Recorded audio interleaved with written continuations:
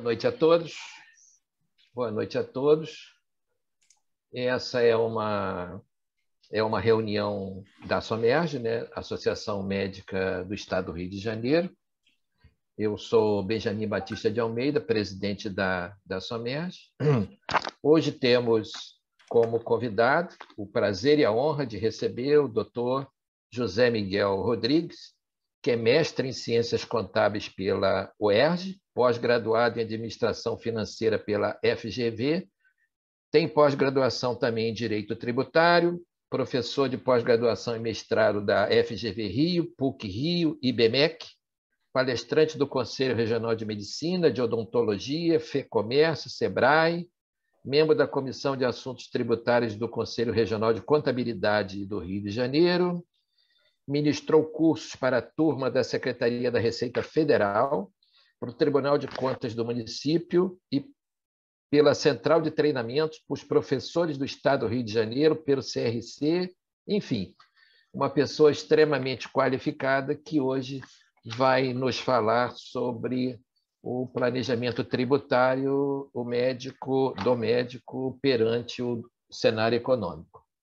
Então, eu quero primeiro agradecer aqui a presença de todos os colegas, né? Dar as boas-vindas a todos e dar a palavra, então, ao professor José Miguel para que comece. As perguntas ao final, tá? Vai em participantes e levanta a mãozinha para dizer que quer se manifestar. Muito obrigado. Vai, Miguel. Bem, inicialmente, boa noite a todos. Agradeço ao doutor Benjamin, que sempre está presente e me honra com os convites, à SOMERJ e a esse 11º ano como palestrante para o público médico, mais precisamente no Conselho de Medicina. O assunto hoje, ele não é um assunto comum, é um assunto fora dos padrões do nosso dia a dia, trata-se do projeto atual de reforma tributária. E logo, em primeira mão, eu gostaria de deixar bem claro que eu sou 100% a favor de um projeto de reforma tributária. Entretanto, também não posso ser desonesto com os senhores, nem com quem me ouve, fora até dessa sala virtual, que o que temos hoje em dia, na minha opinião, não é um projeto de reforma tributária. Para terem uma noção, nós batemos o recorde de cerca de 111 emendas na semana retrasada. Então, trata-se de um remendo tributário, não é um projeto. Não houve um debate com a sociedade como um projeto exige, não houve um estudo apresentado para ser debatido, não foi apresentada nenhuma inferência numérica por parte do governo aos órgãos interessados sobre um projeto de reforma tributária. E, em especial, como o público hoje é da medicina, eu vou falar sobre esse impacto nos senhores. Só que, para falar sobre esse impacto, eu tenho que ressaltar o que o público médico, em termos tributários, conquistou a partir de 2019. Vejam só, recentemente, um pouco antes da pandemia. Então, até então, os médicos tinham pouquíssimos benefícios de uma forma tão garantida quanto ocorreu em 2019, depois de uma decisão do Supremo Tribunal de Justiça que trouxe para as clínicas que fazem procedimentos e tratamentos a possibilidade de tributação como se o hospital fosse. Para quem não sabe o que é isso, é uma tributação que incide em cerca de 1/3 da tributação de um consultório. Então, se a clínica faz procedimentos e tratamentos, não precisa mais ter internação, segundo o Supremo Tribunal Federal, de Justiça, desculpem, porque não se deve levar em consideração, segundo eles, a interpretação da lei, levando em consideração o contribuinte. Quem presta, quem é o contribuinte, mas sim o tipo de prestação de serviços, saúde. E, a partir daí, foi uma grande vitória. No mesmo ano, também, tivemos várias decisões favoráveis a consultórios médicos e equipes médicas que lhes propiciaram a tributação na uniprofissionalidade. O que é a uniprofissionalidade, para quem não sabe? é a extinção da tributação na alíquota normal, que normalmente é 5% sobre todas as receitas. Tira-se essa tributação de 5% e se tributa sobre um valor fixo. No Rio de Janeiro, para ter uma noção, eu vou arredondar, em torno de R$90. Então, o consultório fatura R$100 mil, R$90 por sócio. Fatura 200, R$90 por sócio, e não os 5% sobre os 100 mil, que seria 5 mil, ou os 5% sobre os 200 mil, que seriam os R$20 mil. Perceba o que eu estou falando.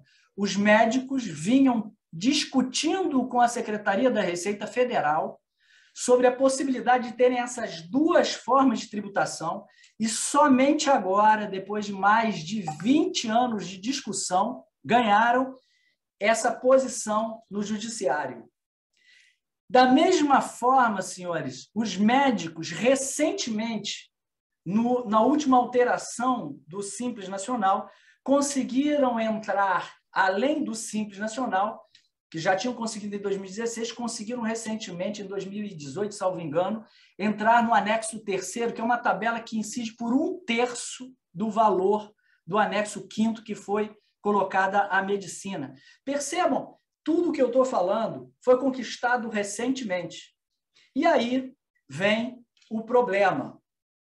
Com um argumento de justiça, de isonomia, com um argumento de desigualdade, eliminar a desigualdade, vem o governo e entra com uma reforma tributária que a gente vê, percebe, que ataca diretamente os profissionais, classe média, os profissionais travestidos de pessoa jurídica.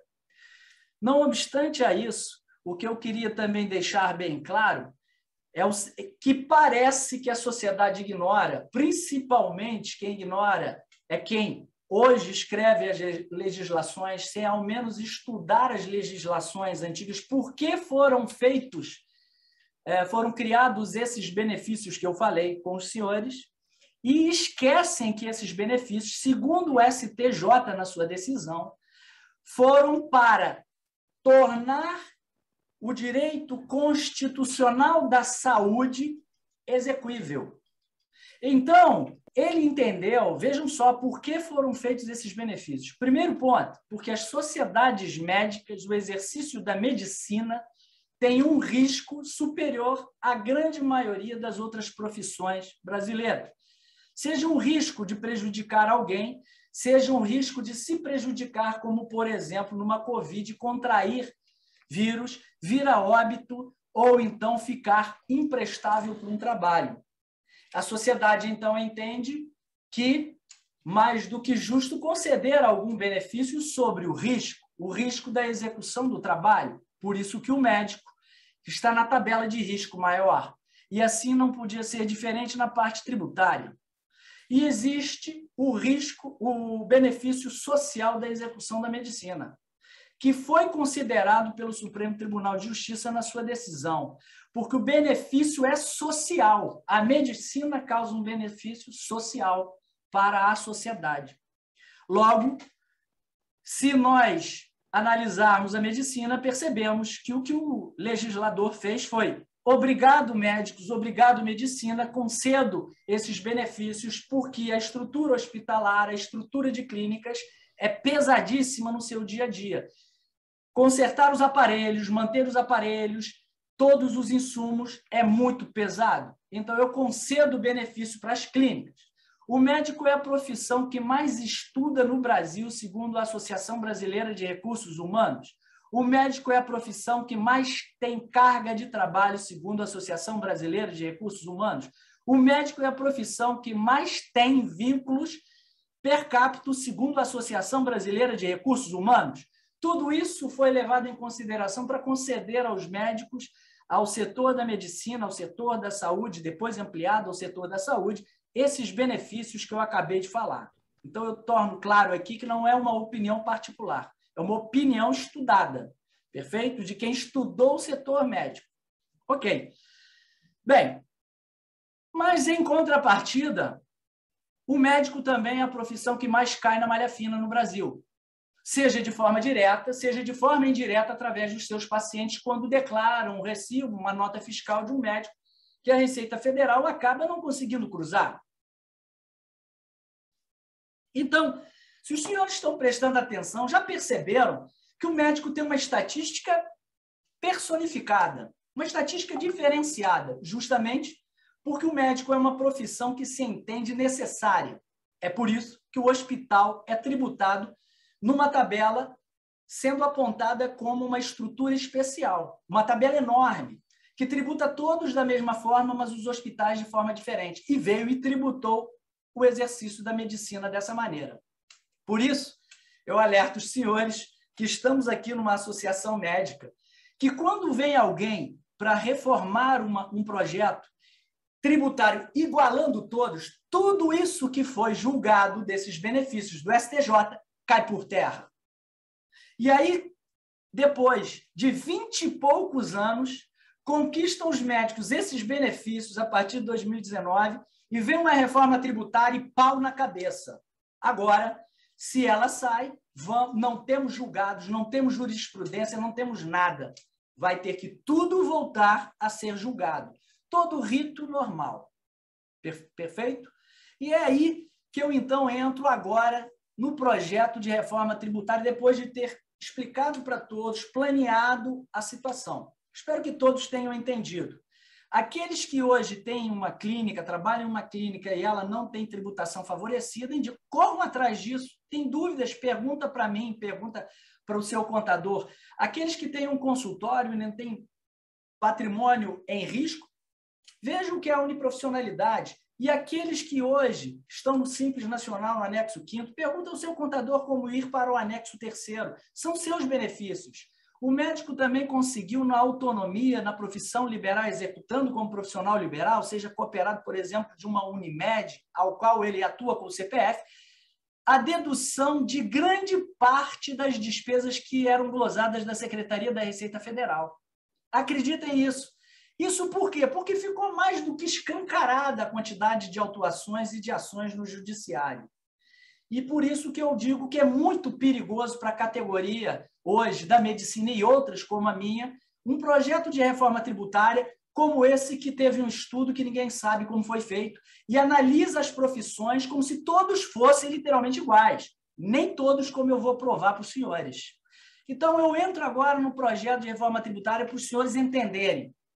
Inicialmente, nós tivemos um PL 3.887, que é um projeto de lei, né? PL é um projeto de lei 3.887, em 2020 foi apelidado primeira fase. Ele veio tratar da tributação sobre o consumo e foi colocado diretamente em pauta pelo ministro Paulo Guedes. Tratou de vários assuntos. Entre eles, ele unifica PIS e COFINS numa tal CBS. Só que o curioso é que ele desonera o comércio e onera a prestação de serviços. Então, pasme, hoje a alíquota é 3,65, vai para 12 no projeto dele. Para prestação de serviços, acabou para a gente, porque pode-se, na realidade, utilizar os créditos. Qual é o crédito que o prestador de serviços tem, senhores? Quais são os insumos que um prestador de serviço intelectualizado tem? O comércio compra e vende. Então, ele compra, desonera 12%, vende, onera 12%. Agora, profissionais liberais, eles têm energia elétrica, o aluguel e mais o quê? Bem, continuando para terem uma ideia, ele limita a apresentação da declaração simplificada, aquela que os senhores utilizam com a dedução de 20%. Ora, vamos todos ter que fazer a declaração completa, com deduções. E se eu sou uma pessoa solteira, tributo todo? Diz o ministro, não, espera aí. Então, vamos fazer o seguinte, pode fazer a declaração dos 20% de dedução até R$40 mil ao ano. Pô, espera aí, é menos do que a tabela de incidência do imposto de renda? Dividam 40 mil por 12. Ora, vocês passam a perceber, acredito eu, que eles estão onerando a classe média, o profissional liberal médio, a empresa, o profissional como eu, travestido de pessoa jurídica, da classe média. Agora, pasme que no mesmo projeto de lei tem a volta da tributação que foi extinta em 1996 sobre lucros e dividendos, aos quais quem tem CNPJ vive disso. Perfeito? O que ele faz? Ele dá como justificativa maior de tudo, dizendo que os maiores países do mundo tributam lucro. Só que no estudo ele não apresenta a alíquota da tributação do lucro. Ora, gostaria eu, então, que o ministro apresentasse. Ele não vem e diz que nos Estados Unidos é 19%, no outro país é 17%, no outro é 12%, no outro... e vem nos tributa como a nata. Finlândia, Suécia, Suíça, nos tributa como os grandes países, Noruega, Holanda. E aí ele não explica no projeto que o Brasil é o único país, perceba o que eu vou dizer, único país do mundo que tributa o lucro 3 vezes. Nenhum país do mundo tributa 3 vezes. Nós tributamos pelo imposto de renda, nós tributamos pelo adicional do imposto de renda, nós tributamos pela contribuição social sobre o lucro. Já não basta? Dizem eles, não. Vamos tributar também o lucro que vai para o sócio. E aí o imposto de renda tributado no lucro, agora percebam, vai ser retido na fonte pela pessoa jurídica a alíquota de 20%. 20% no regime exclusivo. Ou seja, tributou, não recupero. É do governo. O nosso sócio, que leva 34% da pessoa jurídica, quer levar mais 20%, ficando com 54% do lucro. Entenderam? Quem não ouviu, eu vou repetir. O governo, que é o nosso maior sócio, que já fica atualmente com 34%, quer ficar com mais 20%, 54%. Aí, em contrapartida, ele vem e diz que vai desonerar a pessoa jurídica. E eu já vou chegar nessa desoneração dele, ok? E aí vocês vão se espantar com a argumentação. E aqueles que hoje recebem distribuição de lucro em paraísos fiscais, ele vai tributar em 30%. Ok. Agora, vem um fato que é muito curioso. No projeto do ministro, ele trata de forma inovadora as empresas offshore, tributação favorecida em paraísos fiscais, dizendo que ele passará a instituir a tributação automática sobre os lucros auferidos por controladas ou de pessoas físicas que estejam localizadas em dependências de paraísos fiscais, em locais de paraísos fiscais, ok? Percebam, ele vai tributar, ok? Eu já vou falar para vocês o que a segunda fase fez com isso. Eu acredito que talvez nenhum dos senhores hoje tenha uma empresa offshore num paraíso fiscal, mas se tiver, veja. E o pior agora, esse é o mais preocupante ponto que eu vejo. Um dos piores, algo que é um retrocesso legislativo, fiscalizador absurdo. Eles vão instituir a DDL, chamada distribuição disfarçada de lucro, a qual, na palestra que tivemos com o relator na Associação Brasileira de Medicina, ele disse algo que foi pavoroso sobre a DDL. Serão introduzidas, vejam, as hipóteses chamadas de distribuição disfarçada de lucros, que vão tributar na fonte o que se entende, o que a Receita Federal entender, o que o Judiciário entender, o que a lei disser que é distribuição disfarçada de lucro. Essa mudança tem como argumento a pejotização, ou seja, a transformação dos senhores, minha e de outras pessoas em pessoas jurídicas, como se nós fôssemos pessoas jurídicas, porque nós queremos. Se os senhores conseguirem me apontar hoje uma rede hospitalar que contrate a maioria dos médicos como pessoa física, assalariando todos e pagando todos os direitos, eu agradeço. Depois que saiu há 2 anos atrás, em 2019 e 2018, saiu a lei da possibilidade da terceirização, todo mundo, independente da medicina, virou PJ, eles querem instituir a DDL. Para os senhores entenderem o que é isso, Vou repetir o exemplo dado no evento da Associação Brasileira de Medicina.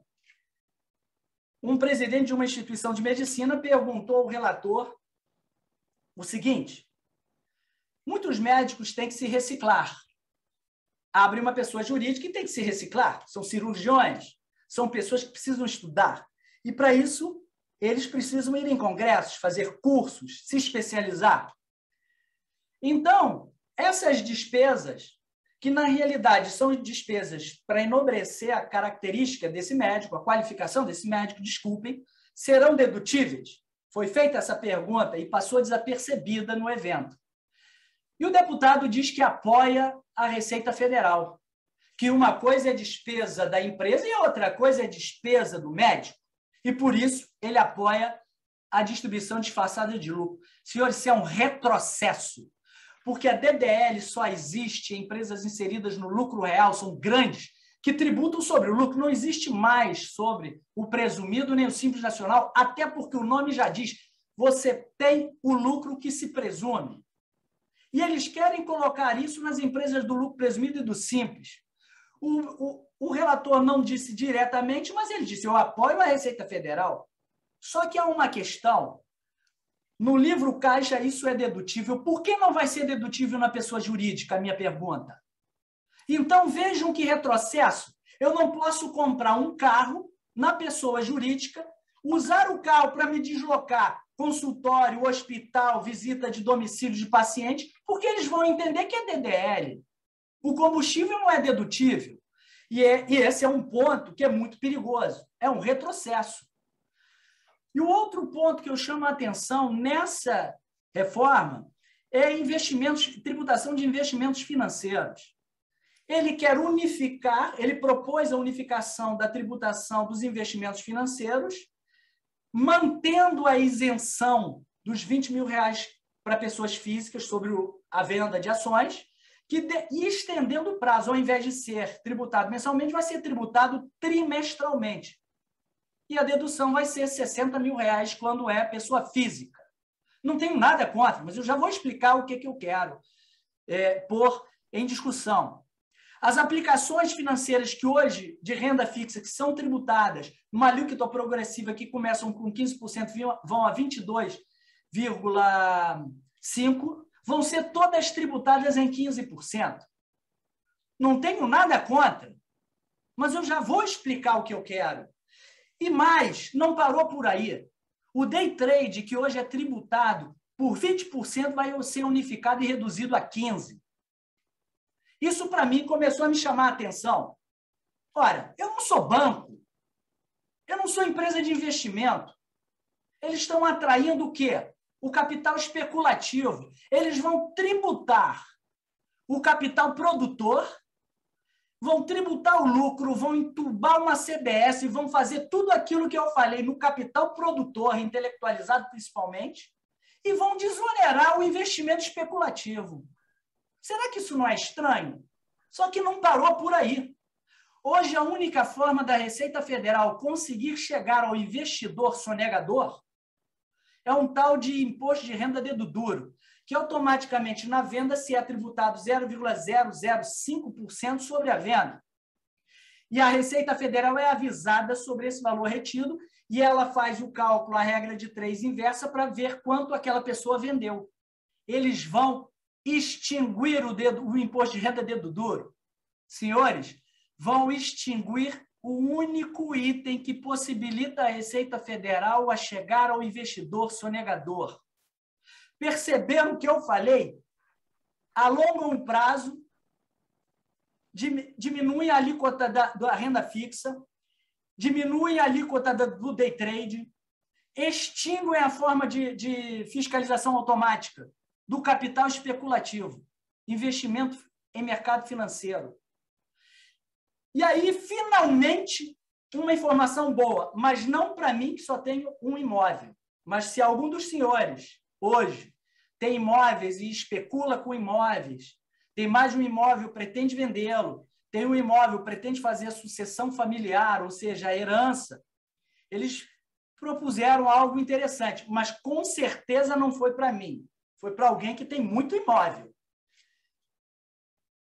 o projeto do ministro indica a possibilidade de atualizar os valores que estão na declaração de imposto de renda dos imóveis para o valor comercial no período de janeiro a abril de 2022 e não vai ser tributado em 15%, 17,5%, 20% ou 22,5%.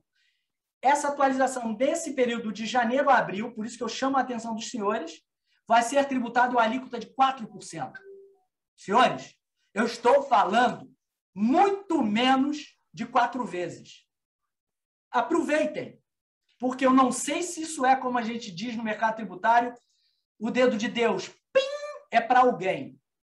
Pode ser para um dos senhores, para mim não vai ser. Mas essas foram as indicações do ministro. Surge um projeto da Câmara de Deputados Federais, projeto de lei 2337, recente, saído do forno em junho desse ano, cujo enfoque é diferente. É a tributação das pessoas físicas e jurídicas. Já tínhamos uma penca de remendos, mas remendado ficou. O projeto, então, ele tece considerações sobre todos os pontos e mais alguns. Primeiro, continua mantendo a tributação dos dividendos, só que com isenção, claro, de R$20 mil mensais para cada pessoa. Só que o que é que acontece? A sociedade se junta, várias instituições de representação de classe se juntam, mas foi tanta pancada, que surge uma emenda dizendo que as empresas consideradas pequenas e médias empresas e empresas de pequeno porte ficariam isentas na receita bruta até 4.800.000. Os senhores que me privilegiam aqui hoje com a sua presença, então eu vou dar um recado para os senhores. Prestem bastante atenção. O senhor pode ter uma empresa hoje que fatura até 4.800.000 e que não é considerada pequena e média empresa. Ok? Então, pede para o seu contador, se tiver dúvida, pode me procurar à vontade, para ler o seu contrato social e a sua inscrição na Receita Federal para ver se a sua empresa é PME, nesse sentido que possibilita esse benefício. Porque, se não for, eles vão tributar. Ok? Vejam que o benefício é só para quem atinge 2 itens, 4.800 e é pequena e média empresa ou empresa de pequeno porte. Ok? Bem, juros sobre capital próprio, que é uma forma de remunerar quem investe na Bolsa de Valores, principalmente em empresas inseridas no lucro real, vai ser extinta. Não me incomoda e acredito que talvez não incomode a nenhum dos senhores, porque é só para empresas de grande porte e investidores pesados. Agora, vem o que eu disse para os senhores sobre as empresas offshore. Lembram? Prestem atenção no que eu vou falar, que eu até me arrisquei a dizer que acredito que a grande parte dos senhores não tem uma offshore, não está em paraíso fiscal. Lembram que o projeto inicial procura tributar essas empresas? Pasmem, nesse projeto da Câmara dos Deputados Federais, isso foi retirado da previsão. Ora, aí me veio uma nuvem de dúvida. Por quê? Se a retirada privilegia quem está em paraíso fiscal. Perceberam? Pois é. E aí eu estou me perguntando até agora, por que isso foi retirado? Por que, então, hoje, eles privilegiam o capital especulativo em detrimento e penalizam o capital produtor? Pois é. E tentem descobrir quem são as empresas que estão em paraíso fiscal. Se são empresas do ramo financeiro, se são empresas pequenas ou são empresas grandes. Quem está lá? Só que não para por aí. Há uma redução que eu falei de alíquota do imposto de renda que me fez rir às gargalhadas. Eles tributam em 20% o lucro distribuído aos sócios e têm a cara de pau de dizer que vão diminuir de 15% para 12,5% no primeiro ano e depois para 10%. Olha que felicidade! Felicidade. Para quem não sabe, a base presumida é 32%. Eles vão reduzir, no máximo, 10% sobre 32% e vão tributar 20% sobre tudo que foi distribuído, que pode ser 3 vezes mais. Peraí, então vocês querem me tributar muito mais? É isso, sim, senhores. Nós fizemos contas, várias contas. Isso daqui é alarmante, dizendo que estão desonerando. E o relator disse, está gravado, acreditem em mim, palavras dele, eu boto meu nome, alguma coisa assim, eu vou fazer as contas para o senhor, para um dono de hospital que disse que estava com muito medo, vai ter desoneração. Meus amigos, ele só esqueceu de dizer o seguinte, vai ter desoneração na pessoa jurídica, não no complexo entre pessoa jurídica e física, não tem como ter desoneração, é matematicamente impossível. Isso é xingar o outro que está assistindo. Hoje, então, o que é que acontece? Mantemos as possibilidades de CPME para não ter essa oneração. Então, corram atrás disso.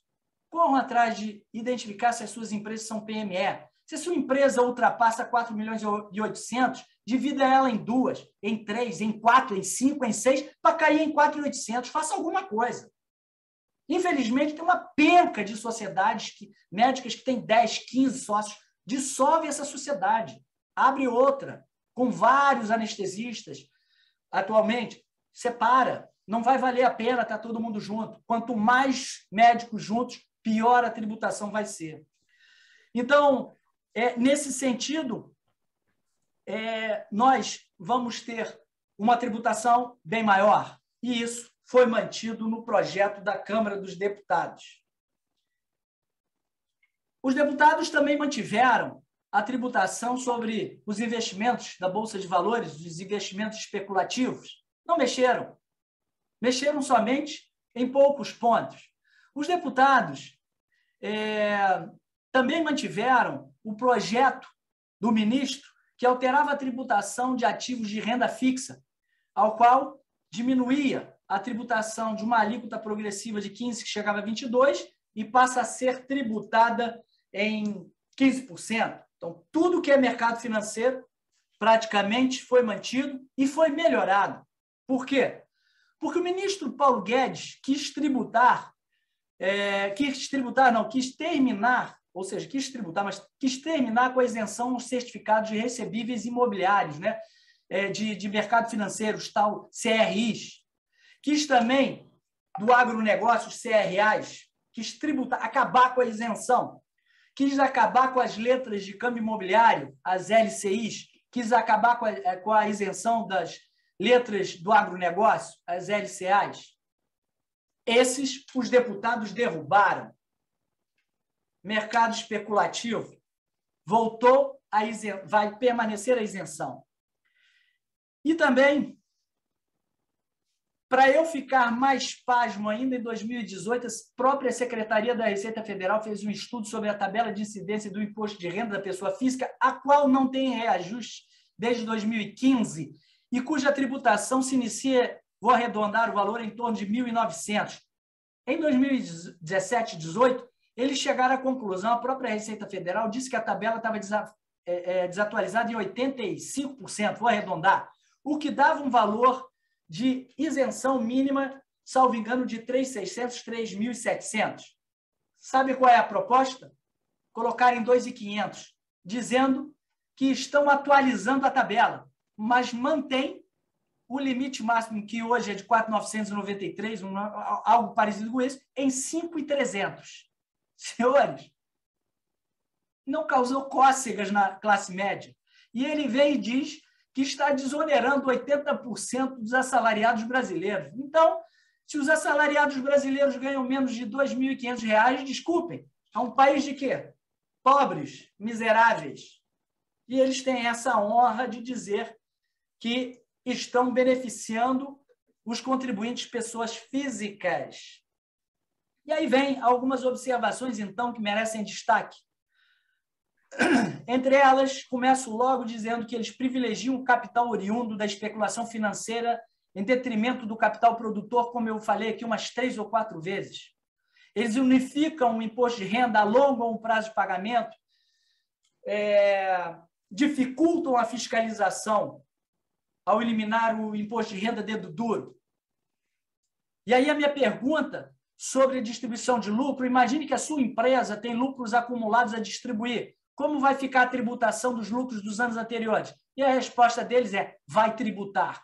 Ah, mas eu auferia anos anteriores, eu simplesmente segurei para ver o que eu ia fazer com o lucro. O problema é seu. Então, outro recado, procurem seus contadores e perguntem se a empresa tem lucro a distribuir. Se tiver, distribui tudo até 31/12, porque a partir de 1/1 de 2022 vai ser tudo tributado.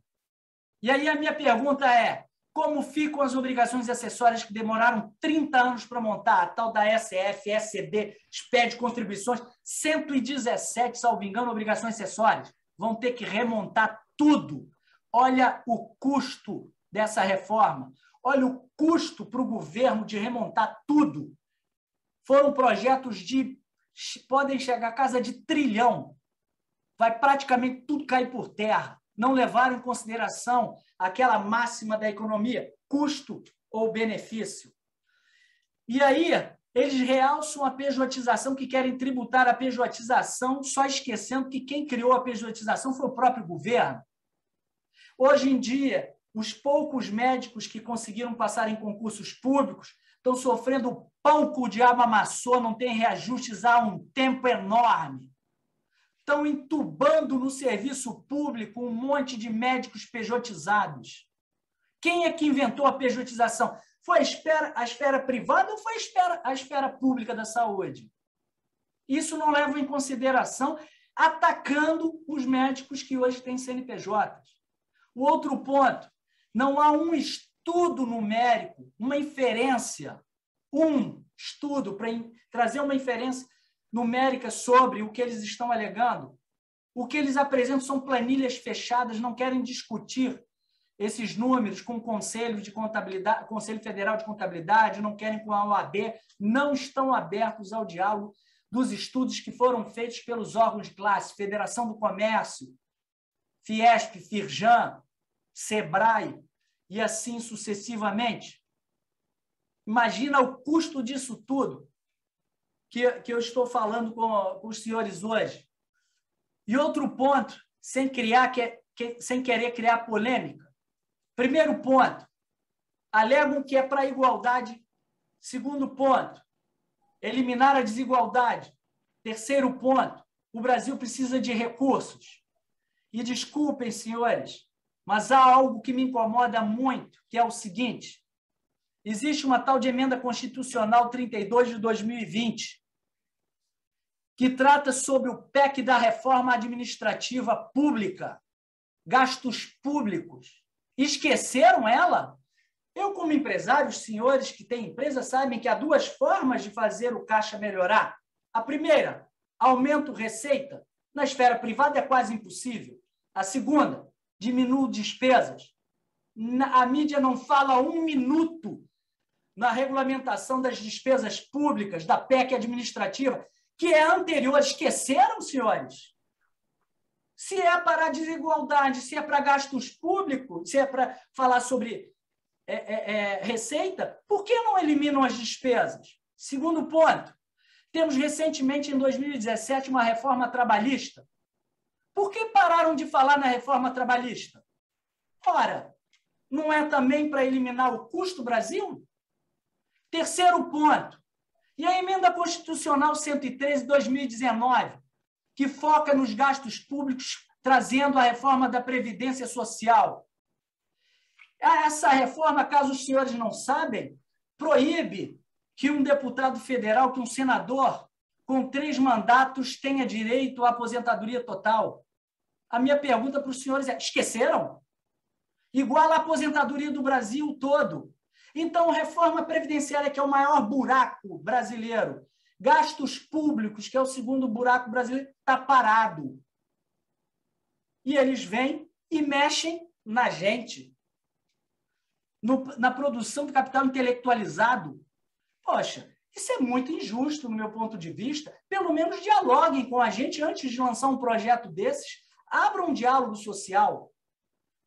E o outro ponto é o seguinte: Não é problema de caixa, de receita. Senhores, o Brasil está batendo recordes de arrecadação. Nunca arrecadou tanto. Passamos por uma pandemia, ok. Depois dos primeiros 12 anos, o governo nunca arrecadou tanto. Não é problema de arrecadação, é problema de gasto, tudo indica. E, por fim, para não me alongar mais, que eu já estou há quase 40 minutos falando e estou me exaltando demais, último ponto. Se o problema é a arrecadação, como é que tiveram a cara de pau de votar em velocidade suprema, nunca antes vista, um projeto que passou desapercebido pela sociedade brasileira? Foi votado pela Câmara dos Deputados e pelo Senado em velocidade estratosférica, que é majorar a receita bruta do microempreendedor individual MEI de R$ 81 mil para 130 ao ano. Esse, nada contra. Mas, senhores, num momento desse, desonerar? Ora, então qual é o problema? Será que a arrecadação não está... Eu não estou conseguindo entender. Se estão tirando pessoas que são do Simples Nacional, do lucro presumido, e jogando para o MEI, então não é arrecadação. O problema somos nós. Nós é que somos o problema. Por quê? Porque a gente trabalha. Será isso? Porque a gente recolhe tributos. Será isso? É isso, senhores. Nós vamos ser, sim, mais tributados. Não existiu na história desse país, nunca, desde 500 e poucos anos atrás de Cabral, nunca, uma desoneração e uma diminuição de arrecadação por projeto legislativo. Será que esse novo governo, assim, no ínterim, não falando mal do governo federal de jeito nenhum, mas assim de todos, será que a Câmara dos Deputados, os senadores, esses que estão aí, vão nos tratar de forma diferente? Essa é a questão. Então, é isso que eu queria trazer para os senhores. Hoje, peço desculpas porque falei quase 50 minutos e fico aberto aqui às perguntas. Muito obrigado pela presença e pela atenção. Muito obrigado, Zé Miguel. Realmente é de estarrecer tudo isso que você acaba de nos falar, né? Realmente, o médico, ele é um profissional que leva cerca de 11 anos para entrar no mercado de uma forma compatível com a responsabilidade da profissão, né? E não para de estudar, tem uma carga de trabalho excessiva, né? O que gera uma série de problemas, tanto de saúde quanto enfim, uma série de problemas. E a gente conversa com alguns colegas e eu vejo que todos eles são PJ, trabalham prestando serviço a hospitais, etc., etc., né? E isso sempre me preocupou muito, tá? E preocupam esses colegas também, né? Recentemente, essa semana mesmo, um articulista do jornal falou sobre isso, taxando que isso seria uma fraude, né? A pessoa vai se esconder dentro de uma PJ, ser contratada para prestar serviço naquele hospital para pagar menos imposto, né? Eu queria que você falasse um pouquinho sobre isso. É fraude? Não é fraude? Não é uma não coisa que se pode fazer com tranquilidade? Então, doutor, no início, antes da lei da terceirização, da possibilidade da terceirização, isso era considerado pela Inspetoria do Trabalho, assim como é hoje, uma fraude, mas depois de alguns julgados deixou de ser. Só que cabe aí frisar o seguinte: essa pessoa que faz esse tipo de colocação, ela não conhece o ambiente do mercado de forma ampla, porque não parte do médico querer ser PJ, parte do contratante. O contratante contrata PJ. Ele não quer contratar pessoa física. Vamos a essa questão. Por que ele não quer contratar pessoa física? Porque existe na lei brasileira uma tal de vínculo trabalhista, depois de um determinado tempo. e sob concomitância, ordem, obediência, etc. E o outro ponto é que quando eu, pessoa jurídica, contrato uma pessoa física, eu sou onerado em 20% mais 5,8% de INSS patronal e terceiros. Além disso, eu pago 13º, pago férias, pago uma série de obrigações. E sou obrigado a seguir as regras dos acordos coletivos. Então, essa pessoa ela é ignorante sobre o assunto. Até porque acredito que, se ele é jornalista, ele também é PJ. E aí a pergunta valeria retornar para ele. O senhor é PJ? Por quê? Entendeu?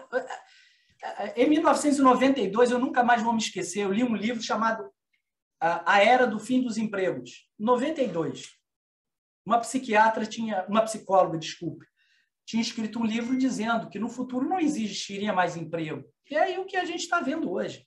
Tá? Então, é legal.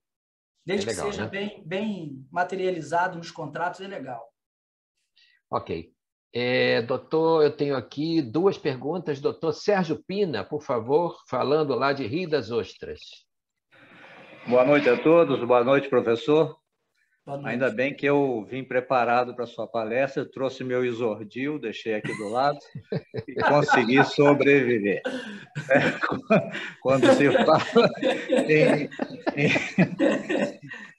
quando se fala em tributos, é isso mesmo, né? Não é o que o senhor falou. Ninguém joga para perder, eles vão onerar mais a gente mesmo. Mas aí, 2 perguntas.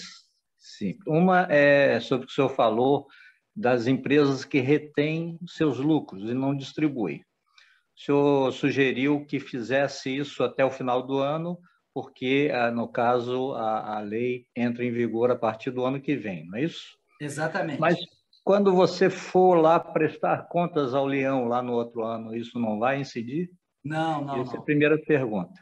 Não incidirá se for distribuído o lucro efetivamente até 31/12 do presente ano.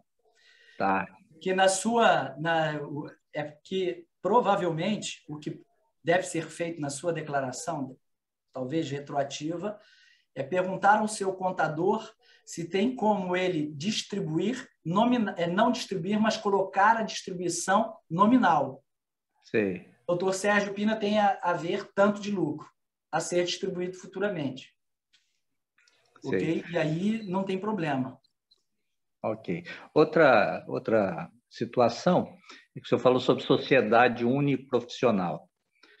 As empresas que optam pelo simples, elas teriam condições de ter esse benefício? Porque, no caso, é só para o ISS, não é isso? Essa redução, não é isso? Só para o ISS e para sociedades inseridas no lucro presumido ou lucro real. O lucro real. Simples Nacional é um regime especial unificado. Não tem essa possibilidade. Não teria. Não. Tá, ok, meus parabéns, obrigado aí. Um grande abraço. Meus pais moraram em Rio das Ostras durante 4 anos, acredita? É uma cidade formidável. Maravilhosa. Minha irmã mora Obrigado. até hoje. Que bom. Obrigado. Obrigado, Pina. Doutora Irene Sketman, eu pediria, doutora Irene, que abrisse a sua câmera para que a gente possa interagir melhor. Pode fazer a sua pergunta, por favor.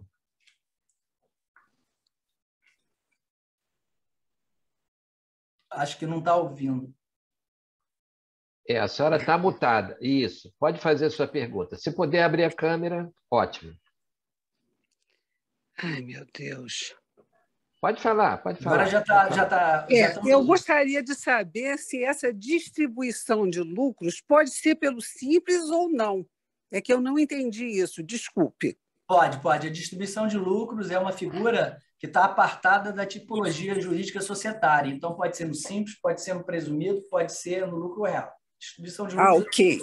Olha, parabéns pela sua palestra. Eu sou muito ruim nessa área, mas eu fiquei muito feliz em te ouvir e gostaria muito que essa palestra ficasse gravada, porque eu acho que a gente tem que mostrar essa palestra para as pessoas que entendem dessa área. A gente é médico, a gente tem o problema de só se preocupar com medicina. E eu acho que essa palestra tem que ser, não é pouco divulgada, não. É muito divulgada. Nós somos só 29 que assistiram, mas precisamos ter 29 pessoas pessoas que têm de assistir isso. Obrigado, doutora Irene. É sempre um prazer estar com os senhores. Doutor Edson Migovski. Professor? Olá, doutor Edson, tudo bem? Querido, tudo bem? Tudo bem. Só queria, mais uma vez, agradecer aquela tua ajuda lá do livro Caixa, que foi sensacional, me ajudou bastante. Tá? Obrigado, você foi 10. Parabéns aí pela palestra, mais uma vez, sempre, né, brilhante e bastante didática. Mas eu queria te fazer uma pergunta que eu acho que vai ajudar os outros colegas também. Uma empresa, uma sociedade uniprofissional, composta por 3 médicos, com faturamento anual em torno aí de uns 450, 500 mil. Ela teria uma formatação de empresa mais assim, palatável em termos de tributação do que essa? Teria. Até 60 mil reais. Considerando aquela questão de prestar serviços no consultório, exames. Sim. A gente se enquadraria nisso? Poderia utilizar essa? Sim, poderia. Na realidade, esse tipo de sociedade, até em torno de 60 mil reais, o ideal é fazer contas com o Simples Nacional e ver se há a possibilidade de jogar a sociedade no Simples Nacional na tabela 3, que é 1/3 da tributação, tá? Do lucro presumido normal, e é metade da uniprofissional, quase metade da uniprofissional, chegando a ser 70% somente da uniprofissional. Só que tem que se saber colocar, porque como tem um tal de fator R, às vezes é interessante jogar com o imposto de renda da pessoa física, porque se recolhe durante um mês e no final do ano se restitui tudo. Sim. Aí vale a pena. Tá certo. Ok, obrigado aí mais uma vez pela ajuda. Obrigado, doutor Edson. Não temos mais ninguém aqui inscrito, mas alguém talvez esteja com dificuldade de levantar a mão. Alguém quer fazer alguma pergunta de todos que estão nos assistindo?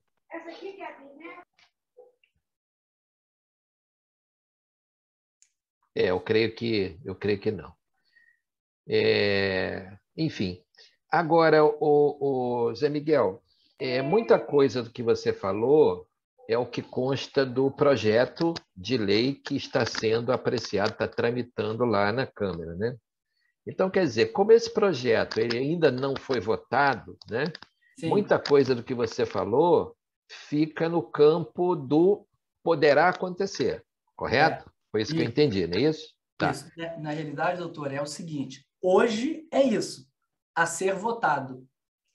Sim, tá. Então, quer dizer, se não for votado, se porventura continuar tudo como está, como parece que é o que vai acontecer, a situação é um pouco melhor do que você colocou para nós, né? Aí temos que conversar novamente para ver o que eles vão entender que tem que ser feito, porque alguma coisa vai ser feita. Segundo o ministro, alguma coisa vai ser feita. Ficar no nada não vai acontecer. Perfeito? Então, assim, o interessante é que, com exceção do mercado financeiro, todos os setores se uniram de forma contrária. Então, a gente está falando assim, pequenos médicos de consultório a grandes redes de hospitais. Padeiros, a indústria de pão. Todos se uniram e ficaram perplexos, com exceção do mercado financeiro, que realmente, para eles, não houve nada de ruim até esse momento. Perfeito? Então, assim, o que nós temos que levar em consideração é que algo vai ser feito segundo as palavras do ministro. Só que há uma rejeição muito grande e o que pode acontecer é o projeto ser adiado, rejeitado, e aí nasce tudo de novo. Ok. Bem, não temos Benjamin? aqui... Opa! Posso doutor fazer... Osvaldo, doutor Osvaldo... Não, é o Pina novamente. Tudo bem, Pina, você pode falar e depois o doutor Osvaldo Pereira Filho, por favor. Pode falar, Pina. É o seguinte, é um assunto tão importante, né? Que eu queria dar uma sugestão de, após essa votação, no caso, o texto final da aprovação, se o professor José Miguel permitisse, a gente voltar a essa discussão, mas convidando os contadores dos médicos, entendeu? Abrindo para os médicos convidarem seus contadores para participarem da palestra. O que você acha? Por mim, já está convidado, e tenho certeza que o professor José Miguel não irá se furtar a nos ajudar mais uma vez, né? Eu acho tão importante, estamos passando por um momento assim tão, né, com tantas transformações, que eu acho que valeria a pena, mais tarde, a gente voltar a esse assunto e com o convite dos contadores, que os médicos, nós médicos somos meio leigo nesse assunto, né? Temos até dificuldade de nos manifestar com os nossos próprios contadores. Talvez convidando eles para participar seria interessante. Eu palestro bastante para contadores, né? Para falar a verdade, toda semana agora, sobre a reforma tributária, estou palestrando para contadores. Vai ser um prazer. Agora, cabe até um adendo aqui. Os médicos, eles têm tanto pavor eu tenho um conhecido que é sócio de uma empresa chamada XP, que todos conhecem, que é um fundo de investimento. E é interessante porque ele é dono de um banco que pertence à XP e eles fizeram um levantamento em médicos, que são mais de 4.000 e poucos médicos que eles têm, investidores lá, e identificaram que os médicos têm 2 pavores em termos financeiros. 2. Primeiro, tributário. O médico tem pavor de pagar demais, de pagar multa, de não sei o quê, de perder dinheiro, em termos tributários. E o segundo, não saber investir. Verdade. E aí esses dois, ele me convidou para dar uma palestra só para médicos, que depois eu passo para o doutor Benjamin, e para quem estiver presente, deve ter alguém que me assessora que está aqui também, que vai ter um evento justamente por causa disso, porque os médicos não sabem investir, têm medo de perder dinheiro, não sabem o que fazer com o dinheiro e não sabem enveredar pela área tributária. A conversa com os contadores é muito difícil, né? E para terem uma noção, o meu maior público sempre foi de medicina, nunca foi de contadores nem advogados. Advogado está em segundo lugar e contador está em terceiro.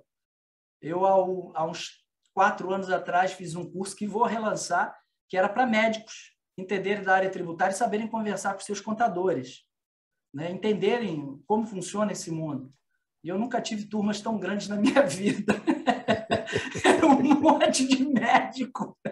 Eu não consigo botar essa quantidade de contador dentro da sala de aula.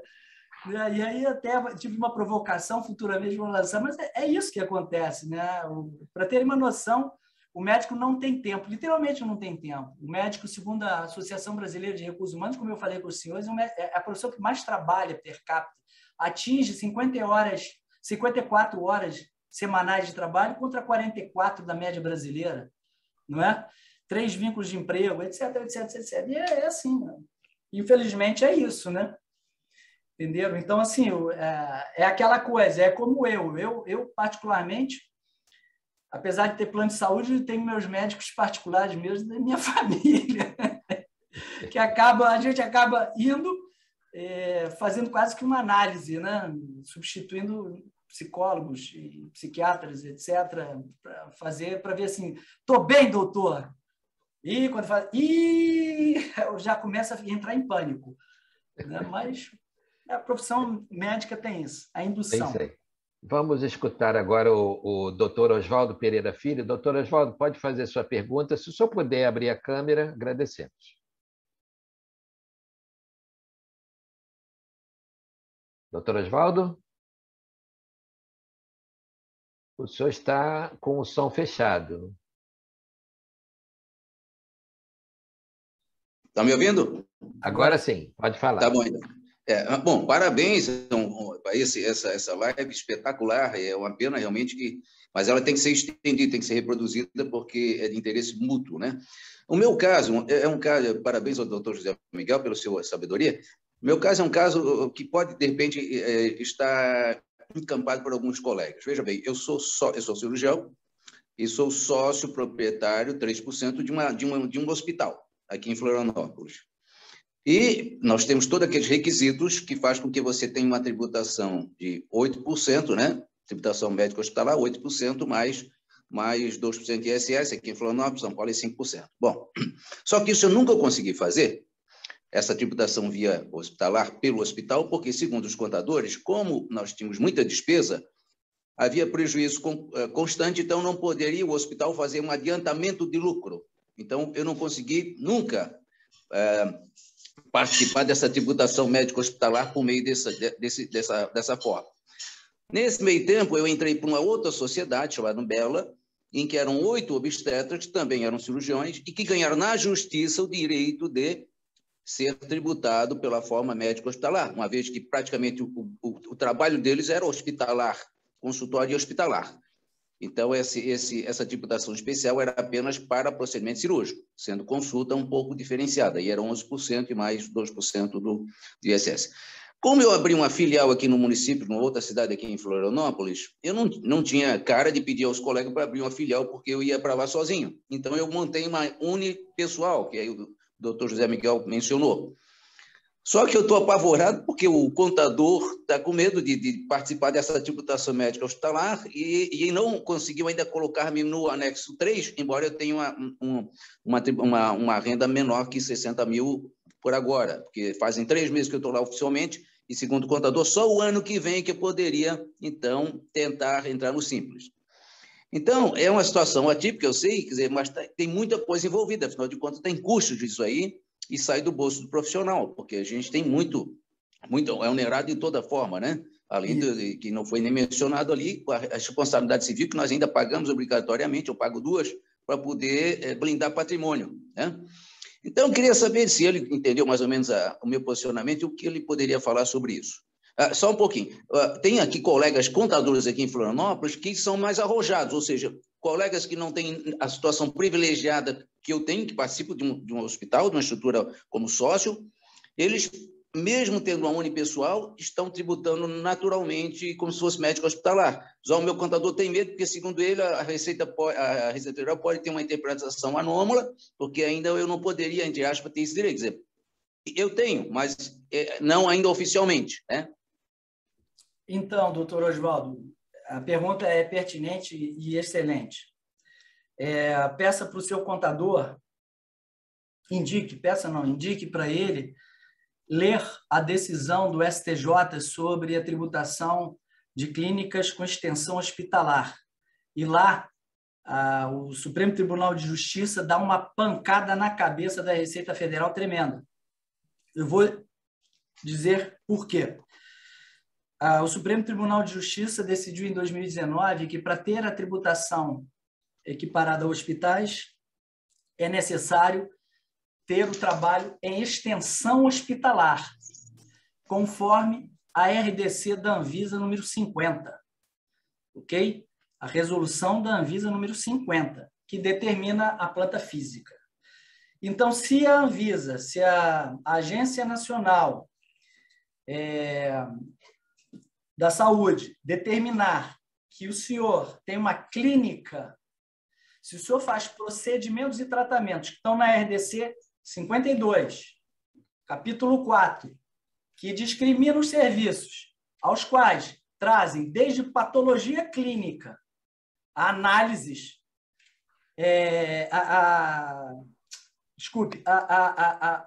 a exames.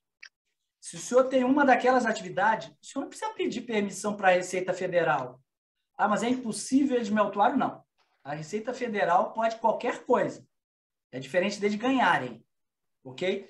Nessa decisão do STJ que eu indiquei ao senhor, o STJ diz que a Receita Federal não tem competência para atribuir por instruções normativas o que há de direito na tributação, quem tem direito à tributação de extensão hospitalar, pois não é o contribuinte que tem esse direito, é o serviço.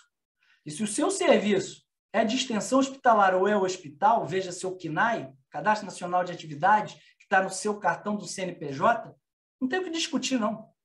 Isso é coisa de 2019, ok? Então pode ficar tranquilo quanto a isso. Quanto à sua segunda pergunta, salvo engano, quanto ao Simples Nacional, infelizmente, quando o senhor abre a empresa, o senhor tem... Eu vou resumir de forma bruta para não ficar explicando tecnicamente. Tem 30 dias para optar pelo regime tributário. Se optou pelo presumido, sinto muito, vai até 31 de dezembro do presumido. Aí, no ano que vem, é que o senhor pode migrar para o Simples Nacional. Aí tem que pegar seu contador e fazer contas. Perfeito? A área da saúde, eu gostaria de deixar bem claro aqui que, em decorrência dessas alterações todas, desses julgados, ela exige um aprofundamento e um acompanhamento desse setor. Ele não funciona igual funciona uma padaria, um comércio, um escritório de advocacia, um escritório de contabilidade. Como eu disse no início da nossa conversa, o setor de medicina funciona apartado dos demais. Perceberam? Os incentivos são para o setor de medicina, perfeito? Então, quando a gente encara esses benefícios, a gente tem que entender como estão sendo julgados, como está correndo, como o CARF julga também, Conselho de Contribuintes, como o município se processa com a uniprofissionalidade, perceberam? Então, meu conselho é sempre estar alinhado com isso. Obrigado, doutor Osvaldo. Obrigado, hein? Por nada. Tivemos muito prazer na sua presença diretamente de Florianópolis. Muito obrigado. Doutora Zelina Caldeira, por favor, para a sua pergunta. Depois, o doutor Edson Migovski, novamente. Boa noite a todos. Então, muito obrigada, professor José Miguel, e parabéns pela sua brilhante palestra, pela maneira tão clara de expor e eloquência nas suas afirmações. Parabéns. Em termos de cooperativa médica, porque eu, por exemplo, sou cooperada da Unimed Leste Fluminense e eu acredito que tenham muitos outros colegas aqui que sejam cooperados de alguma cooperativa dessa pelo Brasil, alguma Unimed. Então, como é que fica essa tributação? Porque a gente acaba, numa cooperativa, sendo tributado duas vezes. A cooperativa é tributada e a gente também é tributado como individualmente. Então, eu queria pedir alguma explicação como isso acontece. Então, doutora, como, por incrível que possa parecer, o projeto de lei não altera a tributação da pessoa física na posição que existe hoje do Regulamento do Imposto de Renda, que é uma lei chamada 9.580, que foi repaginada também em 2018, antes era o Decreto 3.000, de 1999, pasme, quantos anos ficamos sem legislação, e houveram vários julgados e, principalmente, posicionamentos da Secretaria da Receita Federal, que eu aconselho a senhora e a todos os cooperados aqui, e também aqueles que trabalham como autônomos ou profissionais liberais, se atualizarem quanto às deduções de livro-caixa.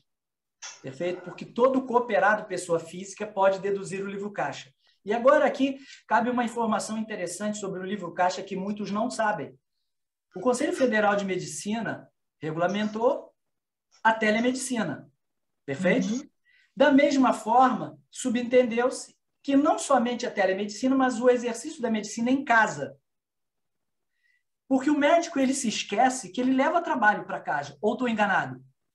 Ele leva, preenche laudos, ele trabalha em casa, ele prepara várias coisas em casa. Então, o médico, ouçam o que eu estou dizendo, quem tem essa característica, tem direito a partir da, entende-se, da telemedicina, dessa regulamentação, que eu não entendi porque o Conselho Federal de Contabilidade nunca regulamentou o trabalho em casa, mas ele existe e ele é autorizado, até porque existem vários CNPJs registrados no domicílio.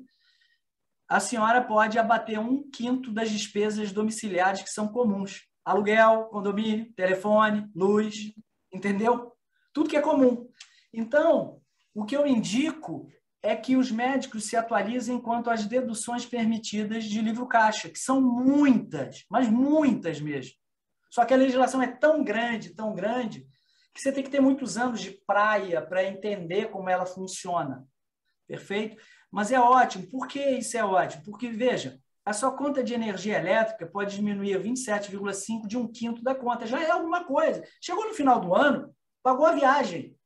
Chegou no final do ano, pagou, sei lá, um mês da empregada, pagou um passeio, um hotel, alguma coisa, ok? Então, fique tranquilo que quanto à questão do cooperado, desculpe, do médico que usa a prerrogativa que é permitida a ele do livro caixa, por enquanto, não tem alteração. Eu só digo, aproveite. Aproveite o cenário atual, né? Ok. Obrigado. Muito obrigada. Doutora. Obrigado, Zelina. Dr. Edson Migovski. Meu querido, vamos lá, mais uma questão assim rapidinha.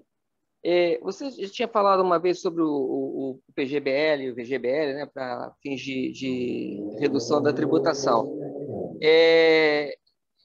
A minha dúvida é a seguinte: eu posso investir até 12% da minha renda bruta, não é isso? A renda bruta tributável. Tributável, tá. E aí, esse investimento eu faço uma vez e eu vou bater isso todo ano, não, né? Não, pode fazer mensalmente, pode fazer em 28 de dezembro. Calcula toda a renda bruta, deu lá 100 mil.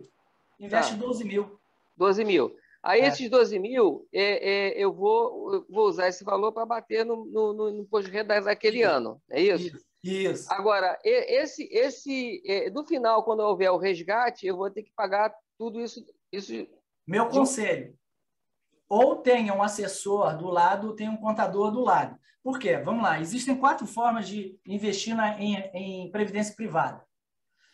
PGBL, tabela progressiva, que vai a 27,5. Sempre vai ser 27. PGBL, sim, tabela regressiva, que a partir do 5º ano, do 2º ano, vai diminuindo, a partir do 10º ano, vira menor alíquota, que é 10%. Perfeito? Sim. Regressiva. Tá certo? VGBL, tabela progressiva. VGBL, tabela regressiva. A realidade que é de um dos senhores pode ser a realidade que não é de outro. Por quê?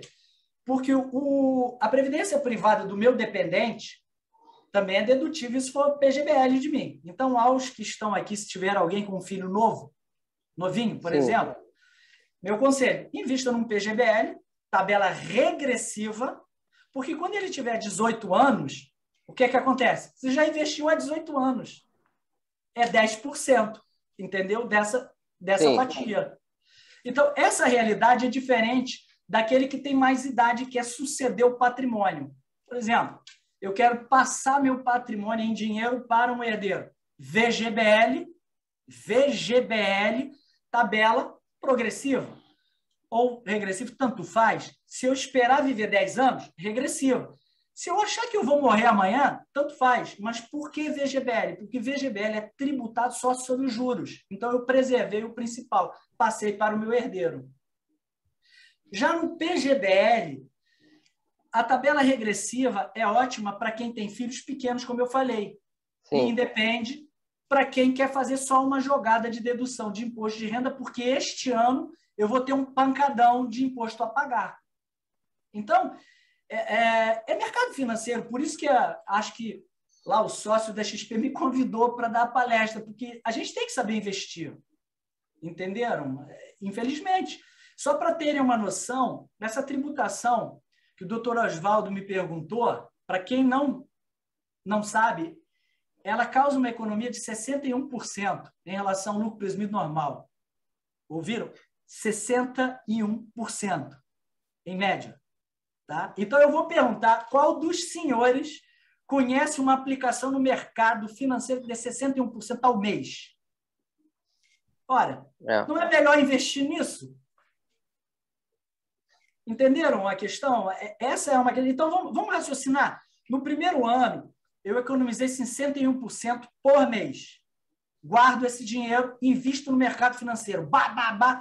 Seja em renda variável, renda fixa, não interessa.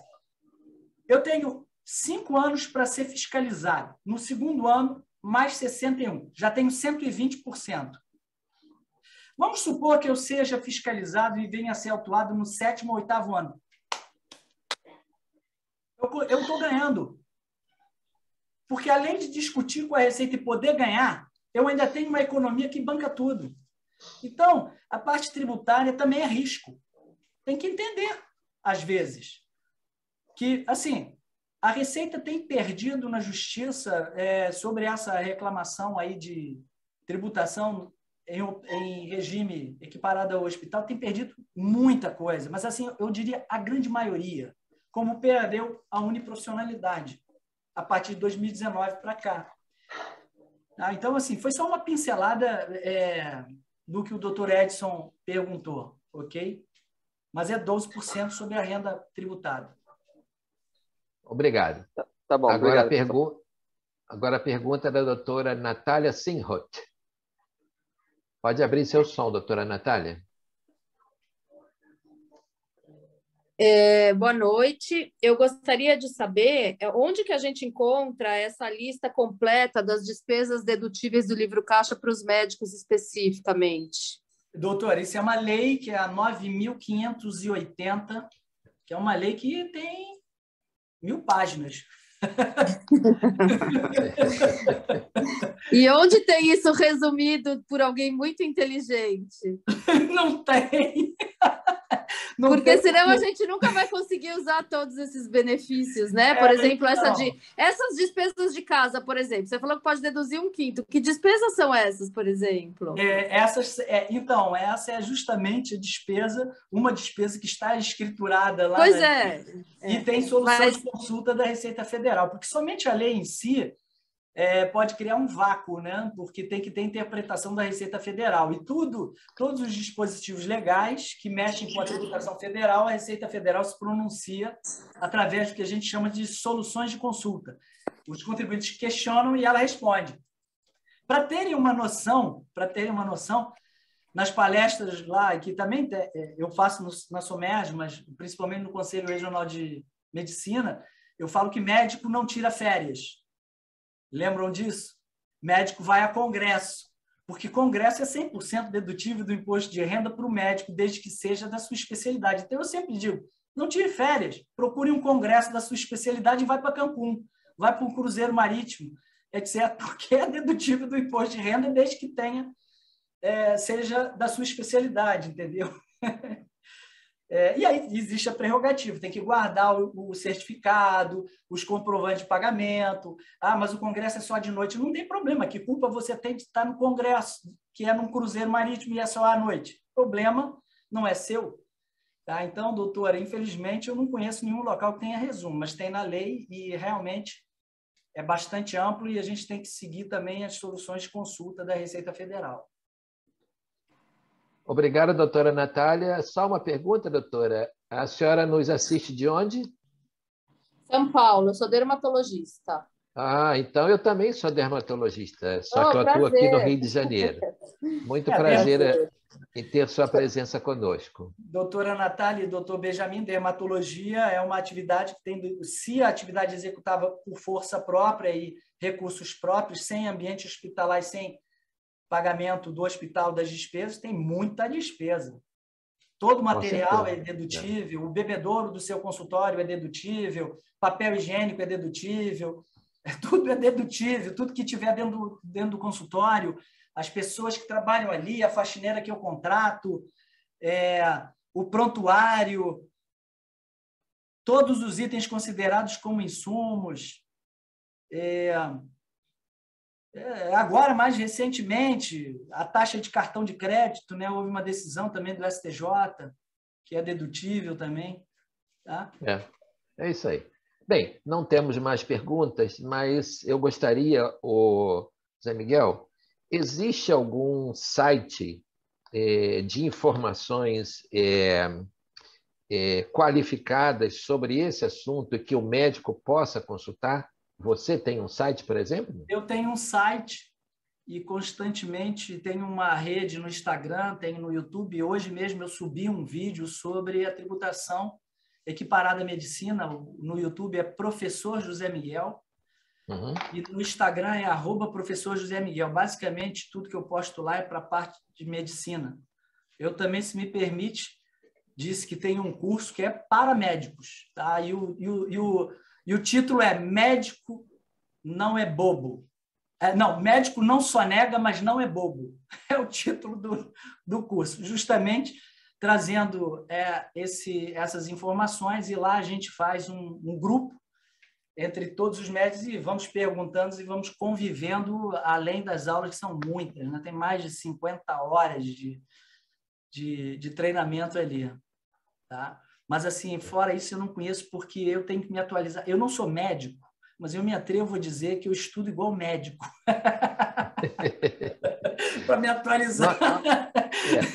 Minha filha tem o desplante de dizer para as pessoas que vão lá em casa, que ela tem 12 anos, meu pai não é tão inteligente, não, porque ele fica lendo o tempo inteiro. Ela acha que a inteligência nasceu. Puf! É isso aí. Ô, Zé Miguel, quando você fizer esse curso, nos encaminha o material promocional, a SOMERJ vai ter imenso prazer em propagar isso aí para você também em nossas redes. Né? Muito obrigado. Quem for da SOMERJ, associado à SOMERJ, a gente dá um bom desconto. Ok. Então, Zé Miguel, eu quero te dar a palavra para as tuas despedidas, uma mensagem, enfim, o que você quiser falar. Ok, muito obrigado a todos, principalmente o doutor Benjamin, que sempre me privilegia, como eu disse, presencialmente e em convite. É uma honra para mim. Meus pais queriam ter tido filhos médicos, mas não tiveram essa graça divina. Meu filho mais velho disse que ia estudar medicina e depois virou militar. Eu não sei esse revés, como é que ele fez. É uma honra estar sempre presente com vocês, a categoria mais intelectualizada na média per capita brasileira. Atualmente é a categoria que eu mais atendo, mais convivo praticamente todos os dias com médicos, e é sempre um aprendizado para mim. E, caso não saibam, nós temos médicos filósofos, nós temos médicos que são os maiores conhecedores de investimento que eu conheço, nós temos médicos advogados, nós só não temos médicos contadores. O dia que conhecerem, por favor, eu gostaria de também ter a honra de conhecer um. E muito obrigado novamente, estou sempre à disposição quando quiserem, é sempre uma honra para mim. Tá ok. Nós é que agradecemos, mas, por último, gostaria de fazer um pedido para você, que você nos autorizasse a colocar essa palestra no nosso YouTube. Com certeza, okay. Claro. Porque várias pessoas já perguntaram aqui, então todas já fiquem sabendo. Nos dê apenas alguns dias para a gente fazer algumas edições e subir para o YouTube, tá? Zé Miguel, em nome da SOMERJ, de toda a sua diretoria, tem vários diretores nossos aqui presentes, quero agradecer a tua disponibilidade e todos esses ensinamentos, essas dicas, essas coisas que médico realmente não sabe mesmo, né? Eu que sou uma pessoa atualizada, muita coisa a gente deixa passar, porque não consegue fazer tudo mesmo, nossa atividade é muito absorvente, né? Então, quero te agradecer e te desejar aí um bom final de noite e um bom fim de semana. Muito obrigado. A SOMERJ agradece. Paz a todos. Obrigado. Até a próxima. Um abraço a todos e obrigado pela presença. Tchau.